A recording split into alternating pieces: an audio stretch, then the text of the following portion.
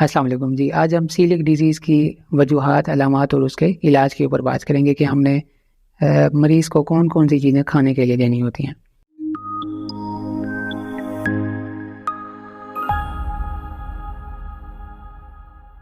तो इसमें जो सबसे पहली चीज़ है कि वजूहात क्या हैं, वो तो जेनेटिक है। अगर फैमिली में चल रहा है तो फिर वो नेक्स्ट जनरेशन में भी उसके जो ना इफेक्ट्स आएंगे। कुछ जीन्स जो इन पेशेंट्स में पाई जाती हैं वो भी इस बीमारी का हिस्सा है।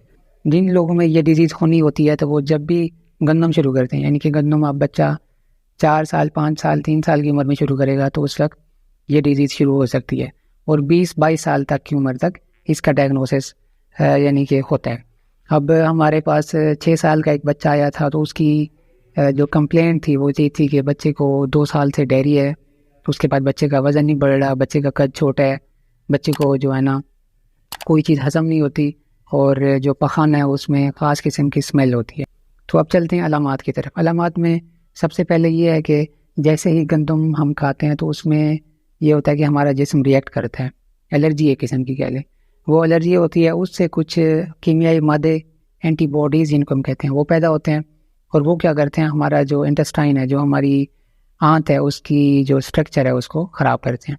अब हमारी जो आंत है उसके ऊपर फिंगर लाइक प्रोजेक्शंस होते हैं जो पानी को हज़म करते हैं, खुराक को हज़म करते हैं, जो ताकत हमने खाई है उसको हज़म करते हैं ताकि वो हमारे जिस्म में जा सके। अब ये एंटीबॉडीज़ क्या करती हैं, उन विलाई को, उन फिंगर लाइक प्रोजेक्शंस को जो है ना ख़त्म कर देते हैं। जब वो ख़त्म करेंगी तो कुछ भी एब्जॉर्ब नहीं होगा। अब जब मरीज़ कुछ एब्जॉर्ब नहीं करेगा तो क्या होगा, डायरिया होगा। उसके बाद हमारे पास जो आयरन है वो एब्जॉर्ब नहीं हुआ, फोलिक एसिड एब्जॉर्ब नहीं हुआ तो खून की कमी हो जाएगी। मरीज़ के पास ताकत नहीं जा रही तो उसका कद नहीं बढ़ेगा, उसको जो है ना पेट में दर्द होगा, पेट फूला होगा। ये सामने आप पिक्चर में देख रहे हैं बच्चे का जो पेट है वो किस तरह फूला हुआ है। उसके बाद जो है ना वज़न कम होता जाएगा। बच्चे जो है ना अक्सर थके थके रहते हैं, जब आप देखते हैं कि वो एक्टिव नहीं होते।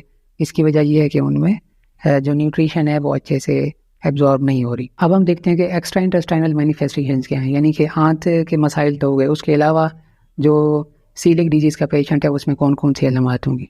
तो एक तो माउथ अल्सर्स होंगे, मुंह में ज़ख्म होंगे। दूसरा जो जिस्म के ऊपर है वो एक एलर्जी या डर्माटाइटिस हर्पेटिफॉर्मिस हम उसको कहते हैं, वो बन जाती है, रैश बन जाती है। वो एल्बो पे बन जाएगी, नी के ऊपर बन जाएगी या बटक्स के ऊपर बन जाएगी। ये पिक्चर्स में आप देखेंगे किस तरह बच्चे को जो है ना रैश से पहले हुई हुई है। अब इस बीमारी में ये भी देखा गया कि बहुत से लोगों को टाइप 1 डायबिटीज़ मेलाइटस भी साथ में चल रहा होता है, यानी कि उनको शुगर भी होती है तो ये डिजीज़ उसके साथ एसोसिएटेड है। बाकी भी काफ़ी डिजीज़ हैं जो इसके साथ रिलेटेड हैं, लेकिन उनका यहाँ पे जिक्र करना ज़रूरी नहीं है। हम देखते हैं कि सीलिक डिजीज़ का इलाज क्या है। इलाज में सबसे पहली जो बात की जाती है वो ये है कि आपने गंदम नहीं खानी, जो ग्लूटेन है, ग्लाइडेन प्रोटीन है, वो आपने नहीं लेनी। तो हमने क्या खाना है, तो उसमें फिर आपके पास बहुत सारे ऑप्शन आ जाते हैं। सबसे पहले तो आप राइस खा सकते हैं, मीट खा सकते हैं, आलू खा सकते हैं। अच्छा, ये बताने से पहले मैं एक और चीज़ बताना चाहता हूँ। जब हम पेशेंट का जो इलाज करते हैं तो उसमें जैसे ही मरीज़ डायग्नोज होता है उसके बाद हमने उसको सप्लीमेंट्स देने होते हैं। सप्लीमेंट्स में आपका जिंक आ जाएगा, विटामिन ए आ जाएगा, विटामिन डी आ जाएगा, फोलिक एसिड आ जाएगा, आयरन आ जाएगा। ये चीज़ें हमने उसमें रिप्लेनिश करनी होती हैं। अगर मरीज़ हमें जो है ना हाइपोवॉल्यूमिक लगता है, डिहाइड्रेटेड लगता है तो उसमें हम फिर इलेक्ट्रोलाइट इम्बैलेंस और फ्लूइड रिप्लेसमेंट भी करते हैं। ये चीज़ें तो इनिशियल हैं।